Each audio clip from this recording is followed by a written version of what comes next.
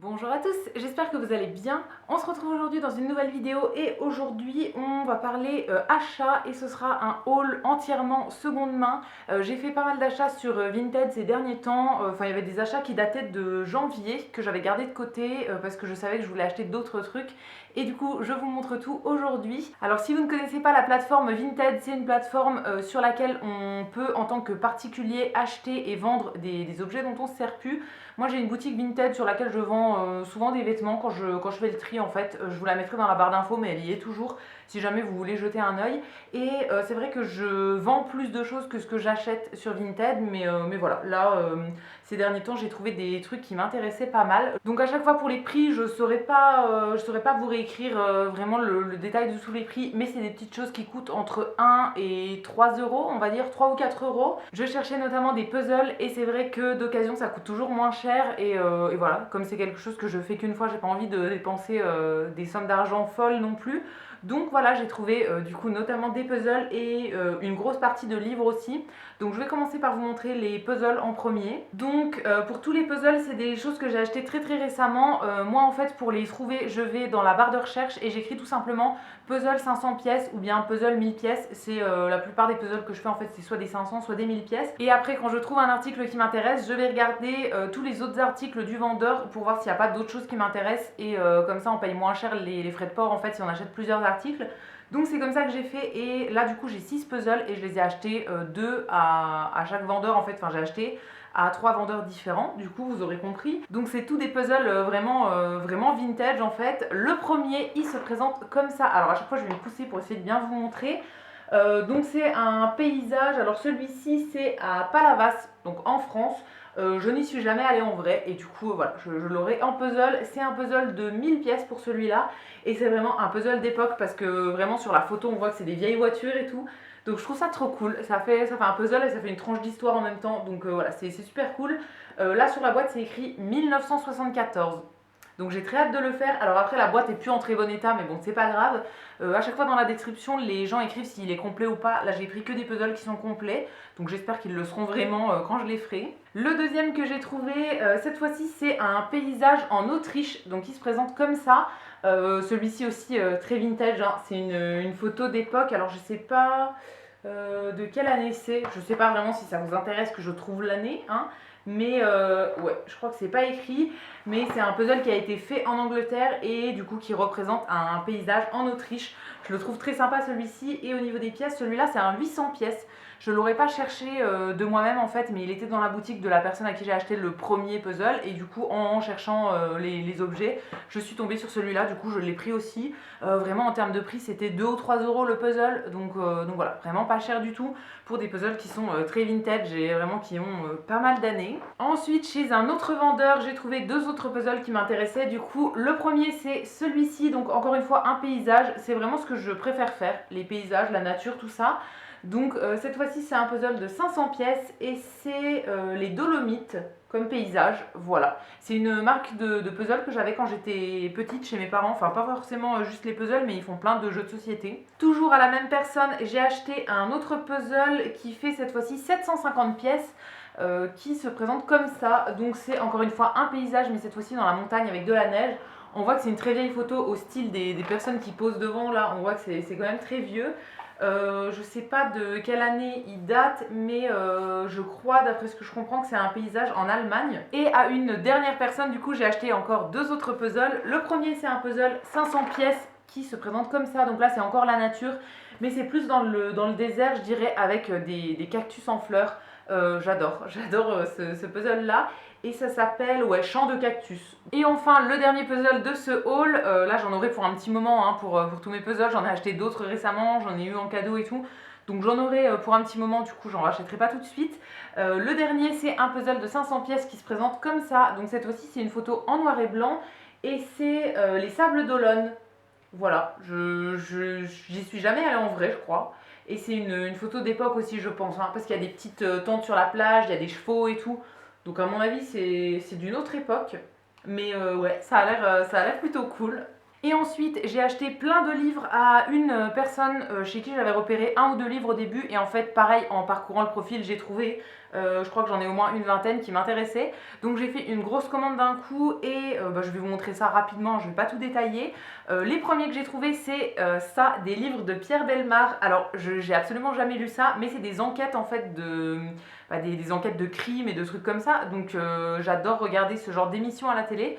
Du coup je me suis dit qu'en livre ça pouvait être sympa. Là j'en ai pris deux, je crois qu'elle en avait plus, mais j'en avais quand même pour pas mal cher, donc je me suis limitée à deux. Ensuite j'ai pris quelques livres historiques on va dire. Le premier ça s'appelle Réponse à tout, Histoire, les grandes étapes de l'histoire du monde. Donc c'est un livre comme ça, illustré, avec, bon je vous ouvre à la mauvaise page, mais voilà, qui a des petites images à l'intérieur, qui parlent de plein de choses sur les périodes de l'histoire. Je me suis dit que ça pouvait être intéressant parce que je suis très nulle en histoire. Et voilà, je me suis dit que ça pouvait être sympa de lire ça, un livre. Bon, c'est un petit peu. Ouais, c'est un peu vieux, ça date de 1983. Mais je pense que pour tout ce qui s'est passé avant 83, ça pourrait être pas mal. Donc voilà, je trouvais ça cool, j'adore les vieux livres comme ça. Donc très contente de l'avoir trouvé. Ensuite, j'ai trouvé un petit livre qui s'appelle La mini encyclopédie de la vie pratique. Alors ça, pareil, je pense que c'est pas très récent. J'essaie de vous trouver les dates à chaque fois, mais ouais, celui-ci en fait il lui manque des pages à la fin et au début, donc je pense que j'aurai pas la date. Je me suis dit que ça pouvait être très drôle de lire en fait ce livre, surtout pour tout ce qui va être place de la femme à l'époque et tout ça, l'éducation des enfants et tout. Il y a plein de thématiques qui peuvent être intéressantes je pense pour voir la vision qu'on avait il y a quelques années en arrière en fait. Donc voilà, je me suis dit que ça pouvait être cool pour apprendre des trucs sur les familles de l'époque, les couples de l'époque et tout ça. Ensuite, toujours en vieux livre, j'ai trouvé celui-ci qui s'appelle Guide de coupe et de couture. Alors ça pareil, c'est un livre qui est très vieux, celui-ci, j'ai l'impression qu'ils mettent pas les dates dans les vieux livres, mais ça se voit quand même à la couverture et voilà, aux pages que c'est un vieux livre. Et en fait ça va parler des bases de la couture, en gros, plein de choses à savoir pour réussir à commencer la couture. Alors moi j'en ai pas forcément déjà parlé en vidéo je crois, mais j'ai fait des études de couture, enfin pendant un an en fait j'ai fait un BTS métier de la mode, donc on apprenait à faire de la couture tout ça. Et ma mère sait faire pas mal de couture, donc j'ai appris depuis que j'étais petite. Donc je connais principalement les bases en fait, mais voilà, je trouve ça intéressant d'avoir encore une fois, là ça va être en fait les bases que ma mère a appris elle à l'époque, ou bien que ma grand-mère a apprises. Donc voilà, ça peut être cool de lire ce petit livre, même si je m'en servirai probablement jamais de ce que je vais apprendre dedans. Un autre livre dans le même genre sur un sujet qui m'intéresse aussi, là c'est un livre sur la photographie. Donc c'est le guide marabout de la photographie. Alors je pense que c'est peut-être un petit peu plus récent, quoique. Ça a l'air aussi pas mal vieux. Et du coup là ça va aborder tous les basiques en gros qu'il faut connaître pour pouvoir faire des photos. Vraiment voilà, tout ce qu'il faut savoir pour se servir d'un appareil photo. C'est quelque chose qui m'intéresse encore une fois et j'ai déjà plusieurs livres comme ça, un petit peu vintage sur les bases de la photo. Donc je trouvais ça cool de compléter encore ma collection et ouais, je le lirai, je pense que ça peut m'apprendre vraiment des choses que je connais pas sur la photo. Après ça parle surtout de photos argentiques. Donc ce qu'on ne fait plus actuellement, mais voilà, je pense que ça sera intéressant quand même. Toujours à la même personne, j'ai acheté un autre livre comme ça qui s'appelle Le grand livre de la décoration. Ça pareil, c'est un livre un peu ancien et je trouvais ça cool de comparer par rapport à ce qui se fait maintenant en décoration. Pour l'année, ça date de 89. Donc voilà, en fait, ça donne plein de conseils pour faire de la déco chez soi, l'aménagement, tout ça. Et ouais, je trouvais ça cool en fait de comparer par rapport à ce qui se fait maintenant, ce qui est toujours à la mode, ce qui revient, ce dont on parle plus du tout ça. Ensuite, j'ai trouvé deux livres qui concernent les plantes d'intérieur. Donc encore une fois, c'est des vieux livres en fait et j'adore avoir ce genre de livres. Ça va donner plein de conseils sur l'entretien des plantes et il y a toujours des très jolies photos, des très jolis dessins. Donc le premier que j'ai pris, ça s'appelle Plantes et fleurs d'appartement. Et à l'intérieur, on a, oh là là, j'adore les dessins comme ça. C'est des plantes d'intérieur qui sont toujours très bien dessinées, tout ça. Et du coup, il y a plein de pages avec des conseils pour les entretenir. Et c'est trop drôle, il y a des plantes que j'ai et tout, donc j'adore voir ça. Et j'aime beaucoup aussi voir quelles plantes étaient à la mode en fait à l'époque, lesquelles n'existaient pas encore, desquelles on parlait le plus et tout. Donc voilà, je vois qu'il y a des plantes qui sont toujours pas démodées, tout ça, donc c'est trop cool. Du coup, en premier, j'ai pris celui-ci. Et le deuxième, c'est un livre qui est un petit peu plus grand, c'est le guide des plantes d'intérieur. Donc comme ça, qui est pareil, un livre dans le même genre. J'aime bien en avoir plusieurs. Souvent on va nous donner des conseils sur quel terreau utiliser quand on rempote et tout. Oh, il y a des choses, Il y a des plantes qui sont magnifiques, vraiment. Et voilà, là ça va parler des plantes en fait, nous dire quelle lumière est la mieux pour la plante, comment rempoter, vraiment des petits schémas pour faire au plus simple et tout. Voilà, je trouve ça trop cool et c'est vraiment des mines d'or pour savoir plein de trucs sur les plantes d'intérieur.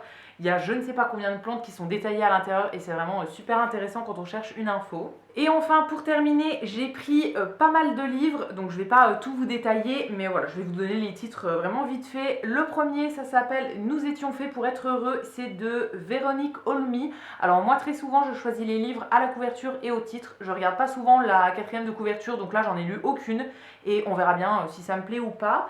Ensuite, ça c'est une autrice, je pense que ça se dit comme ça, que j'avais envie de lire depuis un petit moment, c'est Agnès Martin-Lugan. Et donc là, la vendeuse chez qui j'ai acheté, elle en avait deux de cette autrice-là, mais j'en avais déjà pour trop cher, donc j'en ai pris qu'un seul. Ça s'appelle À la lumière du petit matin. Ensuite, j'ai pris un livre que j'avais lu quand j'étais jeune et j'avais trop envie de le relire. Ça s'appelle Journal d'une jeune fille de 15 ans, l'herbe bleue en fait. Le titre est dans l'autre sens. Ça parle de drogue en fait et je l'ai lu quand j'avais ouais, à peu près 15-16 ans et du coup ça fait plus de 10 ans que je ne l'ai pas lu. Donc j'avais envie de le relire. Ensuite, un livre qui s'appelle Le Confident de Hélène Grémillon. Pareil, je n'ai pas du tout, j'ai pas du tout pris connaissance de l'histoire, rien du tout.